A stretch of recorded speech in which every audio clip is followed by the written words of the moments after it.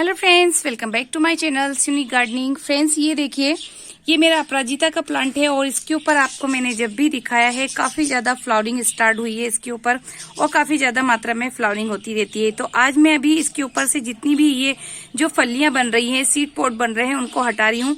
क्योंकि फ्रेंड्स, जब ज्यादा फ्लावरिंग होती है तो हमारा जो प्लांट है वो फलियां या फिर सीड पॉट भी बहुत ज्यादा क्वांटिटी में बनाता है।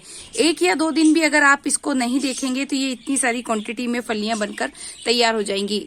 बनने में तो आपको बहुत ज्यादा खुशी होगी कि आपको जो नए नए प्लांट और नए नए सीड इसके मिलेंगे, उससे आप नए नए प्लांट तैयार कर सकते हैं। लेकिन फ्रेंड्स, इसका उल्टा असर भी आपके जो प्लांट है उसके ऊपर पड़ सकता है। क्योंकि फ्रेंड्स, ये जो प्लांट होते हैं, ये एक बार अगर अपने इस तरीके से सीड पॉट बना लेते हैं तो फिर उसके बाद में ये आपको फ्लावरिंग देना और अपनी ग्रोथ बढ़ाना कम कर देते हैं। ये सारी जो आपकी खाद है और जितनी भी आप इसको एनर्जी देने की कोशिश करेंगे खाद के जरिए, वो ये सारी की सारी एनर्जी अपने जो सीड पॉट है उसको बनाने में लगा देंगे। तो अपराजिता के ऊपर अगर जिन भी फ्रेंड्स लोगों के प्लांट पर फ्लावरिंग नहीं होती है और जो भी प्लांट की ग्रोथ रुक जाती है, स्पेशली जब अपराजिता की बात हो रही हो, तो फ्रेंड्स उसके लिए आपको कुछ उपाय करने होते हैं जो कि मैं आज आपको यहाँ पर करके बता रही हूँ। तो सबसे पहले तो मैंने आपको बता दिया फ्रेंड्स कि इस तरीके के जो सूखे फूल या फिर फलियां हैं उनको आपको तुरंत ही हटा देना है। तो देखिए फ्रेंड्स, मैंने इसको कम से कम सप्ताह भर से कुछ भी ध्यान नहीं दिया है। इस कारण से यहाँ पर बहुत सारी जो इसके सीड पॉट है वो बनकर तैयार हो गए हैं। जो भी फ्लावर थे इसके सूख गए हैं और सूखने के बाद में मैं इसे हटाना भूल गई थी। जैसा कि मैं आपको दिखा रही हूँ कि इतने सारे फ्लावर मैंने हटाए हैं, इतनी सारी फलियां हटाई हैं और इसके बाद में भी बहुत सारी अभी बची हुई है। तो फ्रेंड्स, ऐसा नहीं है कि मैं अपने प्लांट के ऊपर सीड पॉट नहीं बनने देती हूँ। मैंने एक सीड पॉट बहुत ही पहले इसके ऊपर बनने के लिए छोड़ रखा है, जो कि अभी धीरे धीरे मैच्योर भी हो रहा है।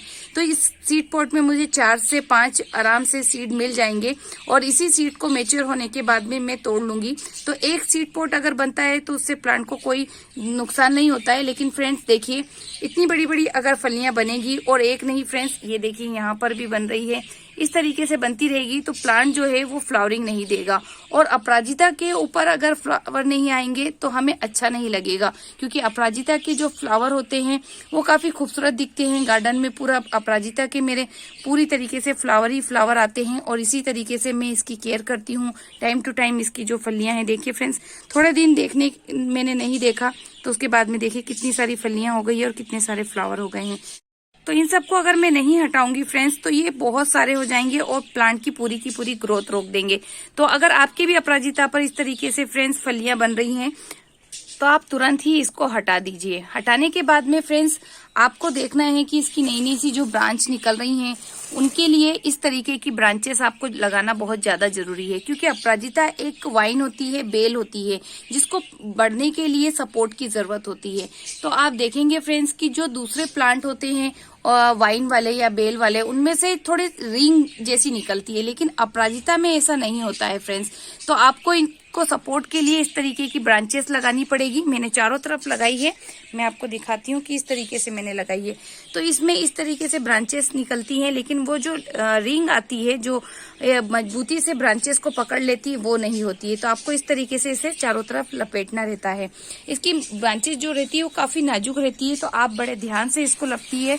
और फर्टिलाइजर की बात करूं फ्रेंड्स, तो जैसे एक बार अगर अच्छे से फ्लावरिंग हो जाती है और फिर आपके जो प्लांट है उस पे से आप इस तरीके से सारे फ्लावर हटा देते हैं, तो दोबारा इसके ऊपर फ्लावरिंग लेने के लिए मैं आज आपको 2 फर्टिलाइजर बता रही हूँ, जो आप अगर अपने अपराजिता के प्लांट पर फ्लावरिंग आने के बाद में अगर देंगे फ्रेंड्स तो काफी ज्यादा इसके ऊपर फ्लावरिंग स्टार्ट हो जाएगी और साथ साथ ही फ्रेंड्स इसकी जो ग्रोथ है वो भी वापस से स्टार्ट हो जाएगी। इस तरीके से नई नई सी ब्रांचेस निकल कर आएंगी और उन ब्रांचेस में फिर वापस से कलियां बनना स्टार्ट होगी। इसको फ्रेंड्स आपको पानी का बहुत ज्यादा ध्यान रखना होता है। अपराजिता एक ऐसा प्लांट है फ्रेंड्स जिसकी मिट्टी में मोगरे की तरह कह सकते हैं कि मोगरे के प्लांट को अगर आप एक दिन पानी नहीं देंगे तो वो काफी ज्यादा मुरझा जाता है। उसी तरीके से अपराजिता को भी मॉइस्चर लविंग मिट्टी काफी पसंद होती है। तो इसलिए आप इसकी जो मिट्टी है उसको हमेशा थोड़ी सी गीली रखिए। कहने का मतलब ये है कि अगर इसकी मिट्टी थोड़ी सी भी सूखी दिखे तो आप तुरंत पानी दे दीजिए। इसकी मिट्टी को सूखी रखेंगे तो ये जो प्लांट होता है ये अपनी जो ये पत्तियां दिख रही हैं आपको, ये तुरंत ही झुका देगा और दूसरे दिन फिर इसकी जो पत्तियां हैं वो काफी ज्यादा पीली या फिर सफेद इस तरीके की हो जाएंगी। तो बीच में एक बार बारिश नहीं हुई थी फ्रेंड्स, तो मैंने पानी नहीं दिया था और थोड़ा बहुत इसको रिपोर्टिंग का भी शौक लगा था, तो इस तरीके से इसकी पत्तियां हो गई थी। तो आपको ये गलती नहीं करनी है फ्रेंड्स। फर्टिलाइजर में फ्रेंड्स आपको इसको देना है जो मैं अभी बता रही हूँ आपको। अगर आप वो फर्टिलाइजर इसको देंगे तो आपका जो प्लांट है वो कभी भी फ्लावरिंग स्टॉप नहीं करेगा, ग्रोथ को स्टॉप नहीं करेगा। और जिस तरीके से आपने मेरे प्लांट पर अभी देखा कि मैंने कितनी सारी फलियां निकाली है फ्रेंड्स, देखिए इतनी सारी फलियां और इतने सारे सूखे हुए फूल मैंने निकाले हैं। तो इतनी ही क्वांटिटी में आपके जो फ्लावर है वो आएंगे। तो देखिए फ्रेंड्स, मैं जो आपको फर्टिलाइजर बता रही हूँ उसको सिर्फ आपको 15 दिन में एक बार अप्लाई करना है। अभी मैंने इसकी रिपोर्टिंग की है और रिपोर्टिंग करे हुए फ्रेंड्स इसको 15 दिन हो चुके हैं, इसलिए मैं अभी अपने प्लांट में इसको यूज कर रही हूँ। तो अगर आप भी अपने जो गार्डन है उसमें अगर दूसरे फर्टिलाइजर यूज करते हैं तो फिर इस तरीके के कोई भी फर्टिलाइजर को यूज करने से पहले आपको 15 दिन का वेट करना जरूरी है। तो मैं आपको वो फर्टिलाइजर बता देती हूँ, आप अपने घर पे आराम से इसको दीजिए फ्रेंड्स, और 15 दिन के बाद में फिर आप इसको दोबारा दे सकते हैं। तो जो फर्टिलाइजर है उसको आप लिक्विड भी दे सकते हैं और सॉलिड फॉर्म में भी दे सकते हैं। तो फ्रेंड्स, ये है वो फर्टिलाइजर, ये डीएपी है और ये नीम की खली है और इसके साथ ही ये यहाँ पर आप देख रहे हैं ये काउडंग कंपोस्ट है। तो ये तीनों ही चीजें आपकी जो प्लांट है उसके ऊपर बहुत ज्यादा क्वांटिटी में फ्लावरिंग लाएगी, ब्रांचेस को बढ़ाएगी और उसके साथ साथ ही फ्लावर का भी क्वांटिटी काफी बढ़ा जाएगी।